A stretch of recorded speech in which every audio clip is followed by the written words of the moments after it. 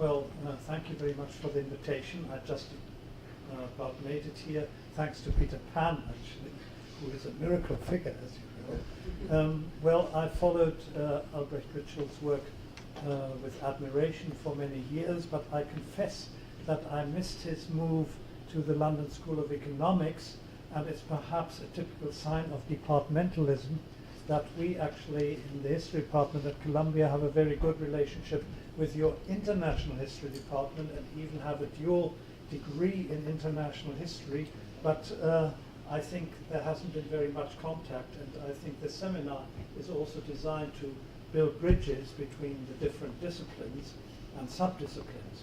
So I'm very glad to catch up with him and to meet him again in person. Now the paper, as you will agree, is I think very rich and provocative. Certainly it was to me, and therefore I'm hoping that there will be a very good discussion also.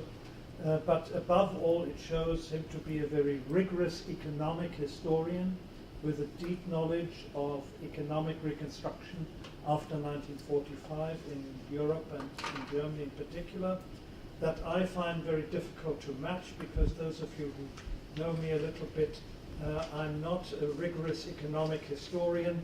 I'm interested in problems like culture, and I'm interested in intangibles like biography.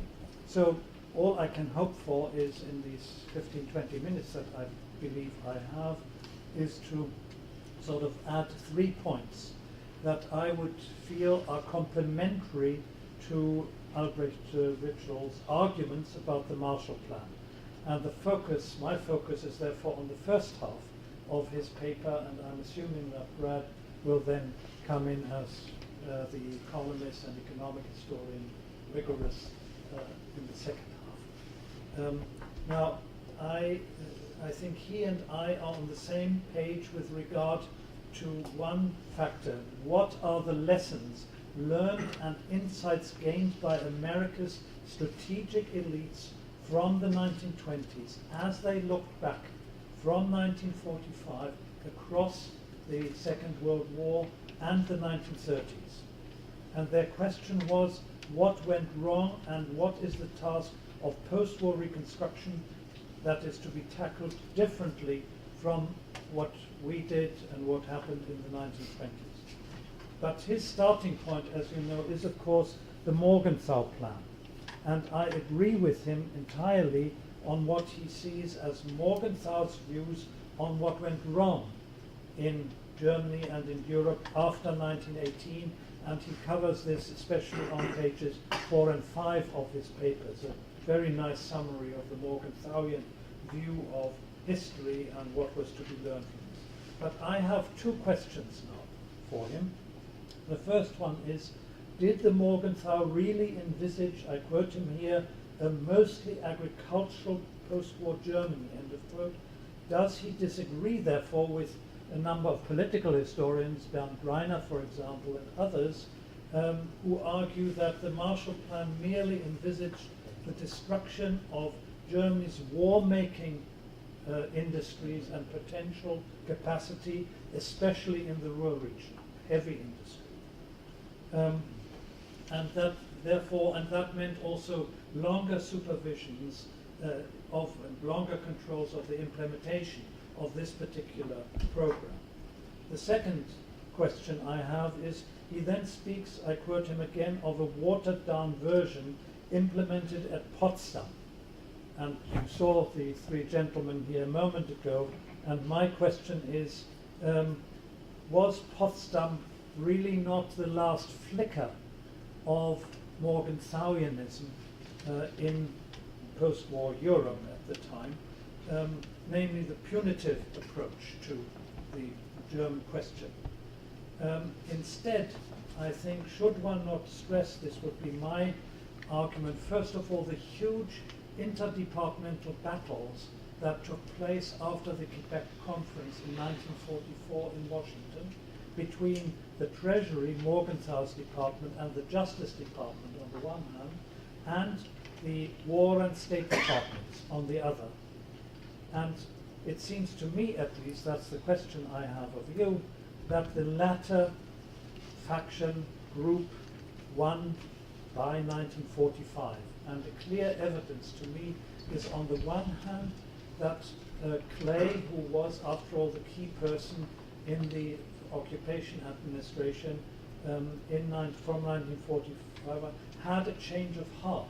He came into Germany as a military who wanted to put the Germans in their place, as Gene Smith has argued, I think. But he changed his mind fairly quickly, visiting also various sites of industry, but also the cities. And I think it's also, secondly, reflected in the early departure of Bernard Bernstein, who was one of the Morgenthauians in the early American military administration. And what, therefore, you get, I think, from this moment onwards at the latest is the rise of what I would call the Reconstructionists. And they were very important. The economic director in Omgus, William Draper. And I always feel that someone ought to write a biography of him, because he tried to reorganize the German economy first in the late 40s, and then he was sent to Japan and tried to adopt the same recipes, actually, with what he had just experimented and implemented. So the second person I think is very interesting is, of course, Paul Hoffman. And then there's James Martin, also, who is a younger person, also in Omgus. He's brought in to replace Bernstein. And the point I would like to make, these were all businessmen. And that's why I think you have also a shift in the sort of power structure. In Omgus, the Morgenthauians are asked to leave and go back to Washington, also in the United States, whereas you have the Reconstructionists now dominating the field.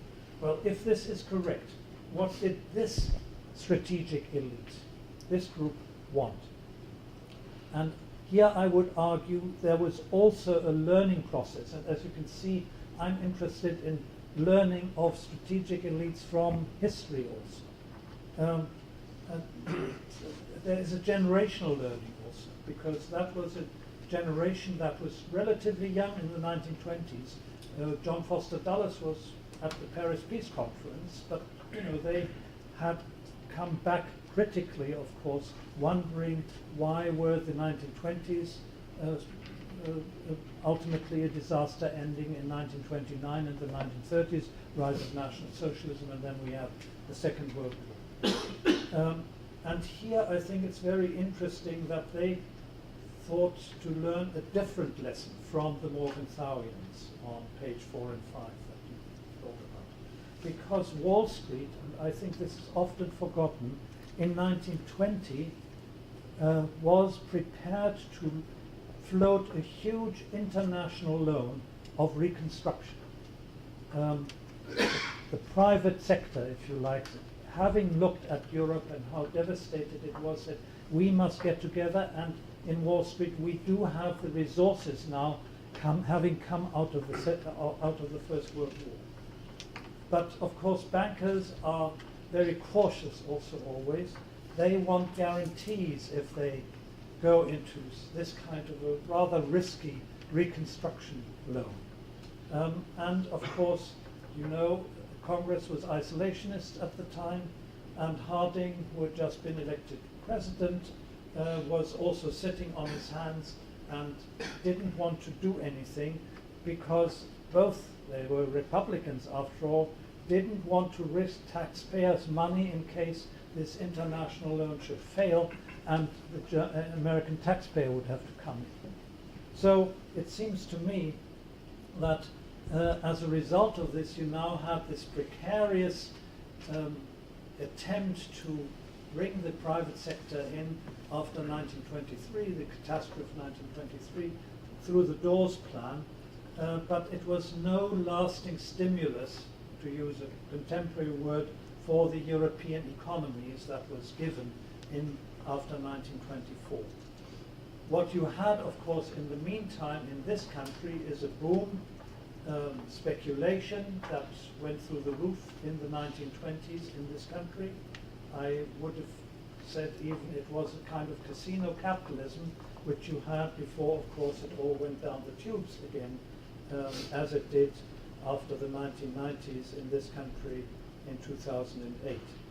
So the Reconstructionists now come into Europe with this kind of memory in the back of their mind, and they see that Germany is potentially still the most powerful industrial economy in Europe. And they see that it is needed for the reconstruction of the whole of Europe. And then, however, they also take another conclusion from history.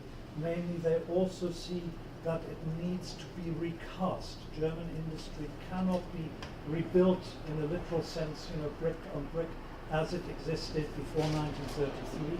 You had to recast it. And the German terms, I think, formulate this quite nicely. There's on the one hand Wiederaufbau, but then there is also Umbau. And Umbau becomes one of the slogans of the people I've just mentioned, Draper and Hoffmann, etc. So that is where the Marshall Plan comes in.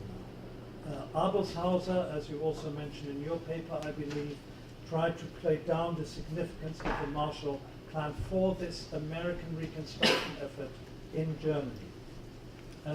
And it is certainly true that the monies that the West Germans got through the Marshall Plan was less than what was given to the French and the Brits in the late 40s. If my figure is correct, it was about 1.5 million, $1,500 million.